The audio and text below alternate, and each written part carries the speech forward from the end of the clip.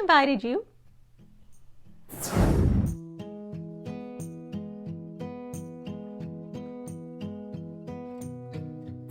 Hello fellow geeks and welcome back to Running Geek Girl. My name is Heather and I'm glad you're here today because it is time for another episode of New Runner 101.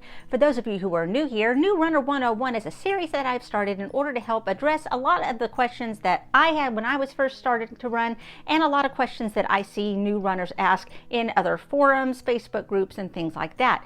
So if you have missed all the previous episodes, I'm going to have a link up here so that you can click on that and get to the playlist where I've answered a bunch of questions before.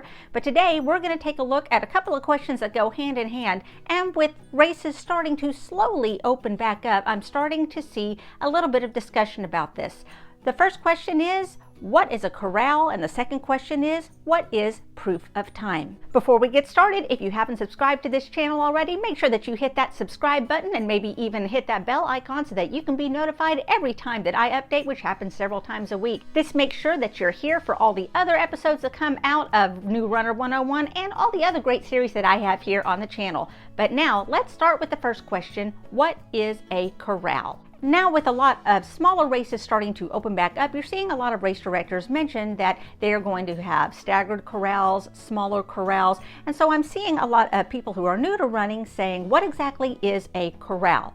Well, the simple answer is when you are at the start of a race, you'll see that the runners who are waiting to start the race, especially in somewhat larger races, usually 10Ks and up to marathons and half marathons, you'll see that they are sectioned off into different areas. These different areas are called the corrals. They're usually either numbered or they're lettered, such as Corral A, Corral B, Corral C, and so on. Now, I have attended races before where you get to choose your own corral based on your perceived finish time for the race. For example, if you were going to run a half marathon and you figured that you could finish that half marathon in an hour and a half, you would look for the corral that was marked hour and a half. Or if you feel that you're going to run for a specific pace for the entire length of the race, you can look for a pace leader in each corral, usually holding a flag or a sign saying 10-minute mile, 11-minute mile, 9-minute mile, and so on. However, for most races, especially the larger races, you will be assigned to a corral based off of when the race organizers believe you will be able to cross the finish line. Simply put, the faster runners will be farther towards the front, while the slower runners or walkers are going to be farther towards the back. Now, this is not a commentary on what type of runner they think you are, so don't take offense at whatever corral you get put in. This is simply done for everyone's safety. By allowing those who are in wheelchairs to go first, followed by the fastest runners in the group, then they are trying to avoid a traffic jam in the middle of the race course. We're allowing the elite racers and the faster racers to go ahead and move out of the way and not have to try to run around those who are going to be going slower in front of them. This is important because if you're running along at a pretty fast clip and all of a sudden someone slower steps in front of you or stops completely, this can cause a collision. People are going to fall down, people will get hurt, and so this is mainly done in order to make sure that the faster runners can get out of the way and leave the course open for those who are going to need a little more time to reach the finish line. Again, they're not trying to say you're slow so you belong in the back. They're just trying to make sure that this race can be run as safely and efficiently as possible. How do they decide what corral you're going to be put in? Well, a lot of times a race will ask you to estimate how long it will take you to finish, and they'll try to organize people based off of that. But to be up in some of the first corrals, a lot of the larger races especially will ask for a proof of time.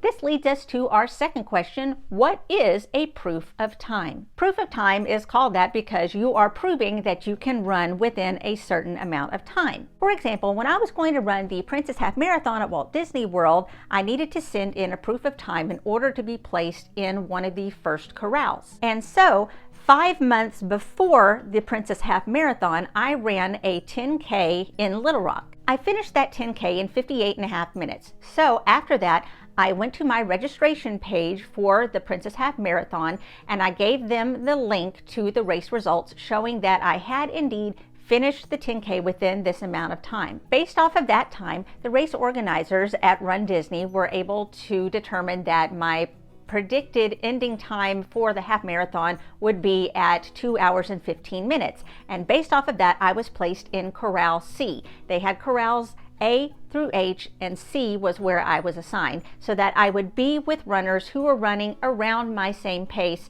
and therefore not cause a traffic jam, not cause any sort of safety violation, not hold up people behind me, and so on. So with a proof of time, what you're doing is you are showing the race organizers that you have run a race of a significant distance within a certain amount of time, so that they can make a prediction that you will finish within a certain amount of time and place you in the safest corral for your ability.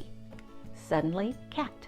So there's just a brief overview of what a corral is and what a proof of time is. This is important to know because especially with a lot of races now adhering to COVID guidelines, then they are having to stage the corrals in a certain way. A proof of time will help you get into the correct corral, and then once you're in the correct corral, then a lot of times they will limit how many runners are allowed within the corral, and they will also sometimes stagger how far apart the corrals are. They may let Corral A go at a certain time, let Corral B go 15 minutes later, and so on and so forth. So this is something you'll definitely need to know about as races are starting to come back and you want to get more involved with in real life races. If you found this informative or helpful, make sure that you let me know by dropping a comment down below or giving this video a big thumbs up. This is your second reminder that if you haven't subscribed to this channel, make sure that you hit that subscribe button because I have running videos coming out all the time. You can also follow me on social media. All the links are down in the description.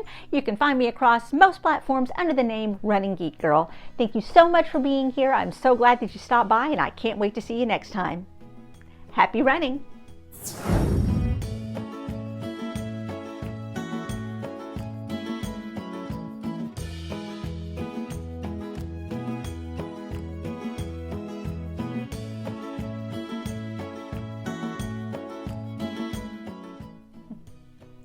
Now we record without the ring light.